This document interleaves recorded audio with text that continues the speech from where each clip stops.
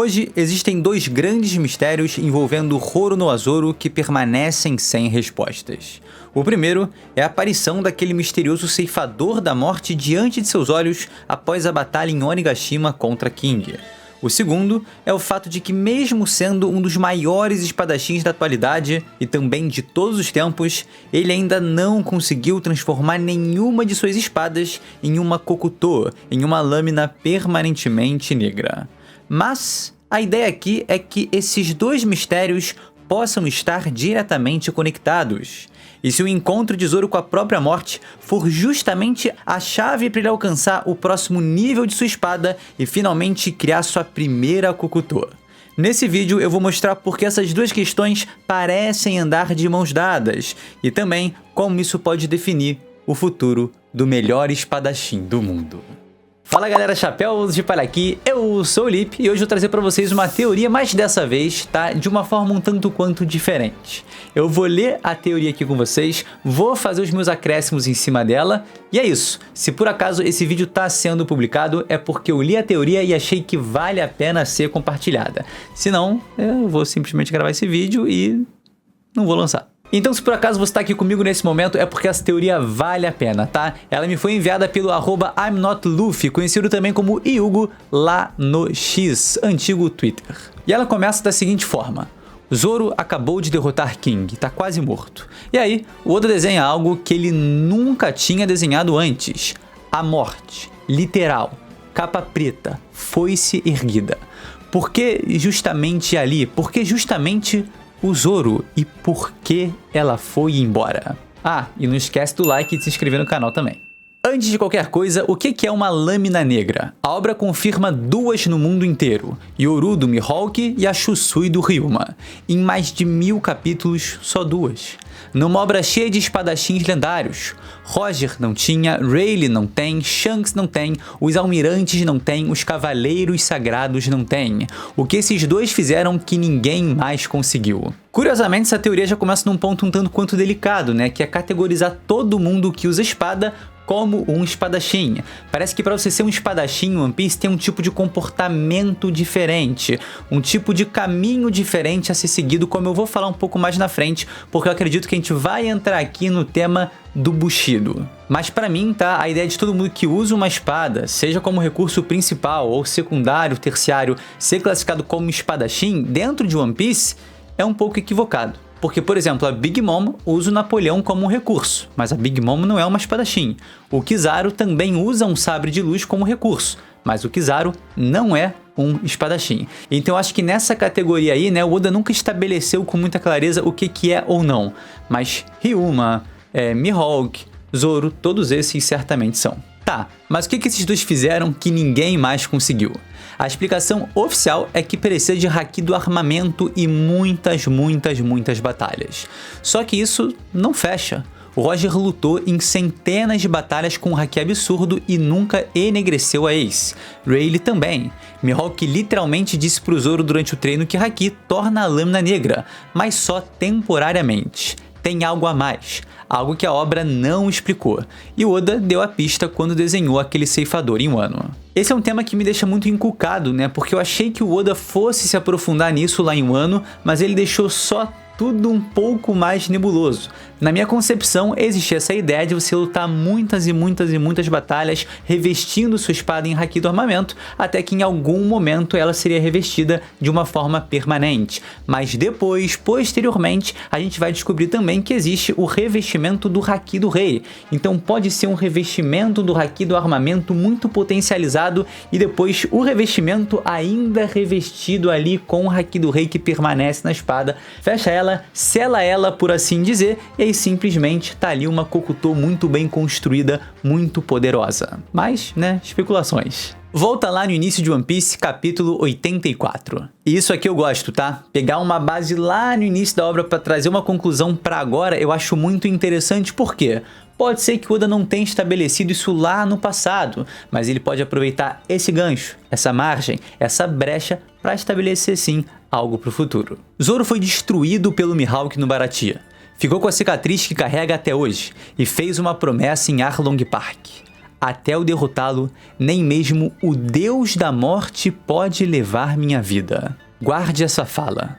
Agora pensa em Mihawk e Ryuma. Mihawk é descrito pela obra como alguém que vive sozinho num castelo, espera a morte como companhia e luta sem medo dela. Carrega a morte como vocação.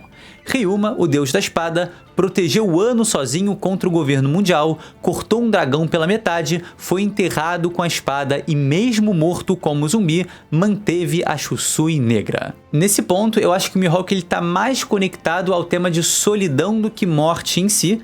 No caso do Ryuma, teve o seu renascimento e tudo, teve ele como zumbi, e claro, foi o lendário deus da espada e tudo mais, então tô entendendo a lógica. Os dois têm uma coisa em comum que ninguém presta atenção. Os dois encaram a morte e seguiram empunhando a espada. Então, eu tô sentindo falta de um nome muito específico aqui, né? Porque lá no início a gente falou sobre os espadachins de One Piece, quem é ou não considerado um. A gente menciona agora Ryuma e também o Mihawk, que transformaram suas lâminas em negras, só que, por essa lógica, a gente também teria outro personagem que muito provavelmente poderia fazer o mesmo, que no caso é, cara, ninguém mais, ninguém menos que, pra mim, um daqueles que tá no top 3 ali de espadachins mais fortes da obra. Simplesmente Kozuki Oden. Cara, muitas batalhas, muito revestimento de Haki do Rei, revestimento de Haki do Armamento, alguém extremamente poderoso e com uma afinidade gigantesca com suas armas. Cara, o Oden tinha uma conexão muito profunda com a Ema. O Oden também tinha uma conexão muito profunda com a Ami no Habakiri. E, um pouco fora da lógica, assim, ele não conseguiu transformar suas espadas em lâminas negras. E eu posso te dizer com certeza que durante sua batalha contra o Kaido, Kozuki Oden viu a morte nos olhos de seu inimigo. Não só o medo do outro morrer, mas também a própria morte que se aproximava dele quando a Higurashi simulou ali o Momonosuke, ele tomou porradão pelas costas e acabou sendo preso e depois julgado a ser fervido até a morte. Então eu sinto que, pelo que está sendo estabelecido aqui, o Oden também poderia ser mais um personagem com uma Kokuto. Mas tem um detalhe aqui, né? Ele foi derrotado, as suas espadas foram separadas dele, então ele não teve aquele momento de pós-possível morte, pós-encarar a morte nos olhos com a sua espada e transformar ele em uma Kokuto ou algo nesse sentido. E aí o Yugo continua. Isso também explica algo curioso. Nasujuro, um dos 5 anciões e espadachim absurdo, e Imu, que dispensa apresentações, não tem lâmina negra. A resposta é simples. Eles são imortais. Quem nunca encarou a morte não consegue forjar uma. Só um detalhe para esclarecer isso na cabeça de todo mundo. A Nêmesis de Imu-sama é uma espada de lâmina negra, por assim dizer, mas certamente diferente da Yoru e também da Chusui, porque ela não é uma espada de lâmina feita com metal, né? É um material completamente diferente. É feita através do Omen, é feita através do Maki, que é essa energia maligna que está presente ali em todos esses recursos sobrenaturais, por assim dizer, de Imu-sama. Então, é uma espada de lâmina espectral, demoníaca, cabulosa, insana. Mas não uma Kokuto. Então o raciocínio segue bem. Junte o quebra-cabeça. Mihawk vive em luto eterno esperando a morte como ritual de espadachim. Ryuma morreu defendendo o Wano. Foi enterrado com a espada. Nasujuro e Imu, imortais, nunca encararam a morte. Não conseguem lâmina negra apesar de toda a força. Zoro, em Wano, quase morto depois de King, e Oda desenha a morte literal vindo para ele. A morte ergueu a foice e recuou. Não foi alucinação, foi uma confirmação. A tradição samurai tem um conceito chamado Shinokakugo, a aceitação da morte. Não é querer morrer, é lutar carregando a morte como certeza. É o samurai entrar em cada duelo já se considerando morto e por isso lutar tão livre. Só um detalhe aqui importante que eu acho que vale mencionar, né? Essa ideia do Shinokakugo, ela tá muito vinculada também ao ideal do budismo, né? E não é exatamente você lutar contando com a morte. É mais uma questão de você cumprir o seu dever sabendo que as consequências podem levar à sua própria morte. Cara, é uma honra ali acima de tudo. É um caminho definitivo, algo que você precisa fazer. É o seu propósito, é o seu objetivo, é a sua função. Você vai cumprir isso, você vai fazer isso. E se a morte vier no processo, faz simplesmente parte. E, inclusive, essa é uma mentalidade que a gente vê muito presente no Zoro, né? A gente sabe disso. Ele tem o sonho, ele tem a ambição.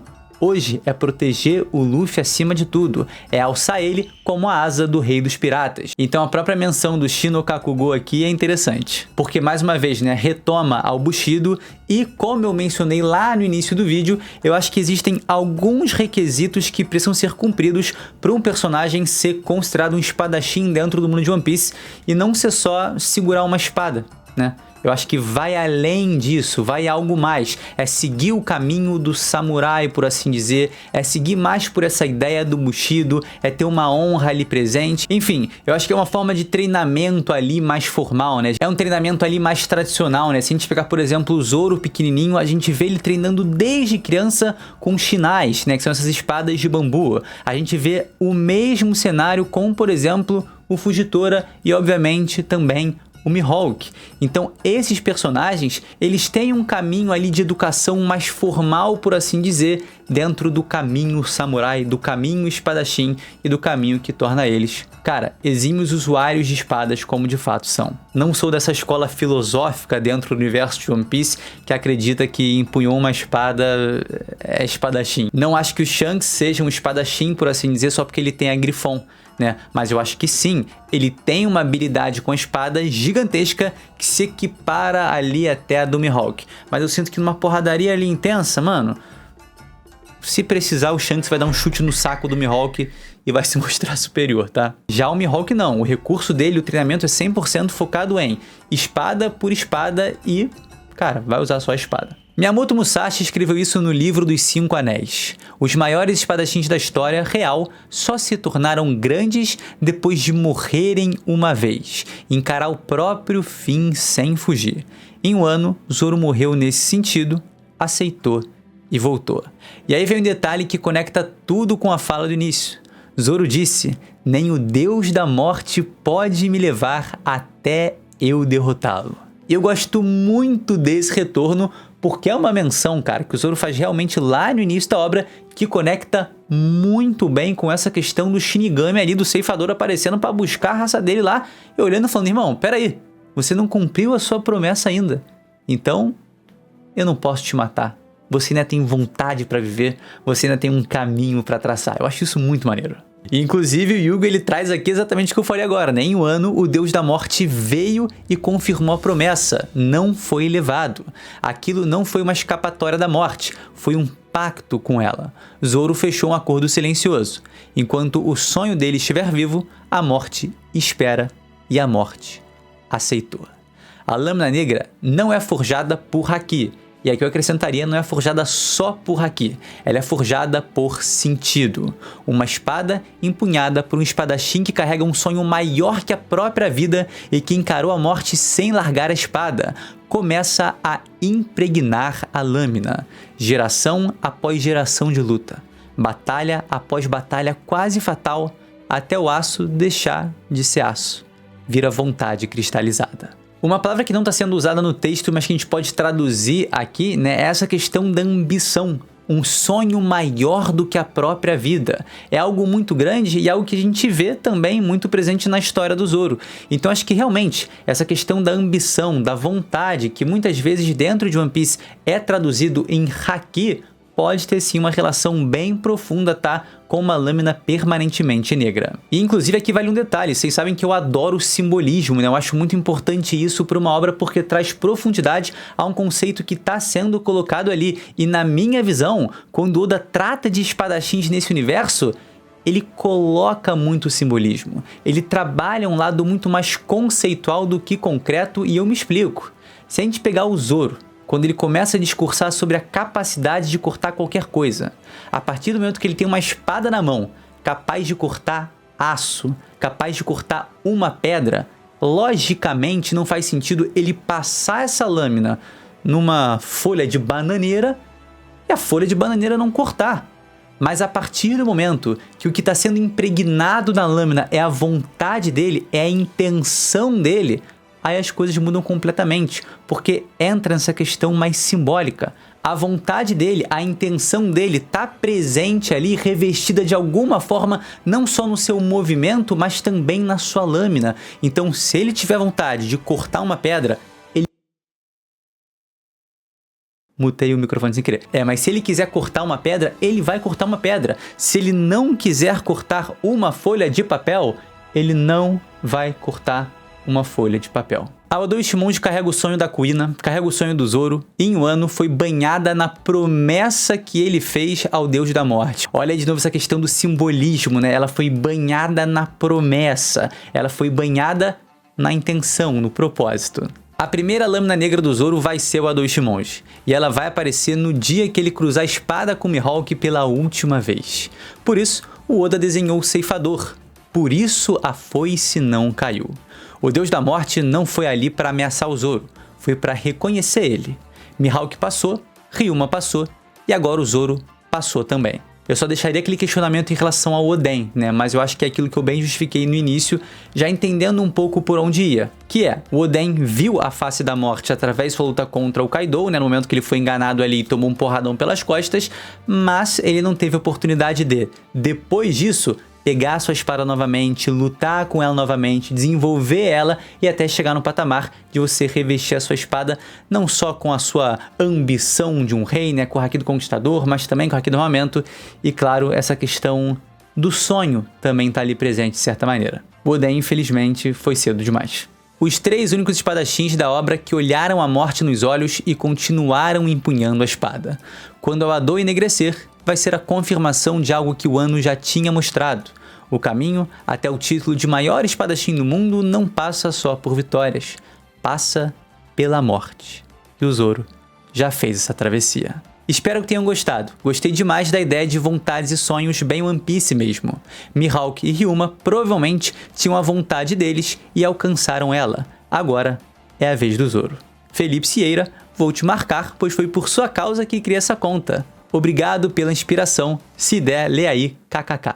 Zoro Jumpscare. Fico feliz de ter contribuído de alguma forma, tá? Gostei das ideias aqui apresentadas. Eu acho que toda essa questão de revestimento, eu acho que esse conceito de vontade ali, né, de ambição, que a gente vê sendo trabalhado também no confronto entre o Zoro e o King, em que ele precisa controlar a Emma, em que ele precisa mostrar pra ela que ele é digno, nesse caso, alimentando ela ali com seu próprio Haki do Rei, a gente vê que, cara, existe uma linha tênue ali e a ser trabalhada em relação a revestir sua espada com o Haki do Armamento e revestir sua espada com o Haki do Rei para de alguma forma chegar ao patamar de Kokuto. Eu acho que é através dessa linha aí, né, com alguns outros conceitos também, que a gente vai ter a resolução para o que é uma espada de lâmina negra. Eu acho que eu tenho um ponto aqui a questionar nesse final, que é o seguinte: o Mihawk, ele é um caso diferente, né? É claro que a gente não sabe exatamente qual era a grande ambição, o grande sonho do Ryuma, mas o Mihawk, ele parece ser um cara que quer viver tranquilo, relaxado, ele nunca se colocou com a ambição de se tornar o maior espadachim do mundo, né? Então toda essa questão do sonho dele ali, da promessa de ter encarado a morte frente a frente, não me convence 100%, tá? Eu ainda sinto um distanciamento do Mihawk em relação a isso, mas não do Ryuma e do Zoro. Eu acho que o caminho do Ryuma e do Zoro tá muito mais condizente com isso aqui do que o do Mihawk, que, cara, se tornou o melhor espadachim do mundo, abre 1000 aspas, por acaso, né? Sem ter o desejo disso. Bom, e é isso, né? Eu acho que só pra acrescentar aí, eu diria que também vai ter o grau de afinidade com a espada. Que assim, gente, se a gente for pensar longe pra caramba, pensa em um RPG que você tem, sei lá, bonequinhos, e esses bonequinhos têm armas específicas, e você vai ganhando grau de afinidade com a arma conforme você usa ela. Você vai pegar uma arma nível 5, mas ela vai evoluindo de nível conforme você vai aumentando sua proficiência com ela.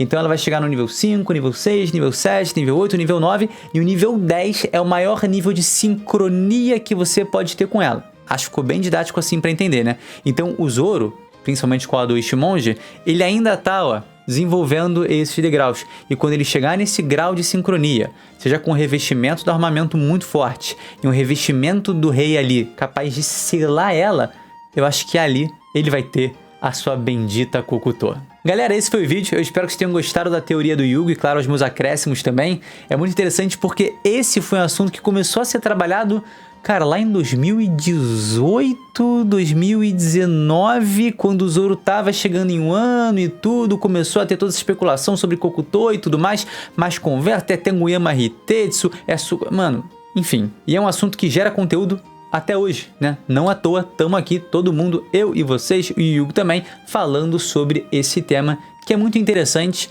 e eu acho que tem que ser posto à prova em algum momento. O Oda ainda tem que dar, não necessariamente mais clareza, mas mostrar através do Zoro como de fato se cria uma Kokuto. E eu acho que vai ter muito mais essa questão simbólica, né, e abstrata de revestimento, de vontade, de sonho, do que...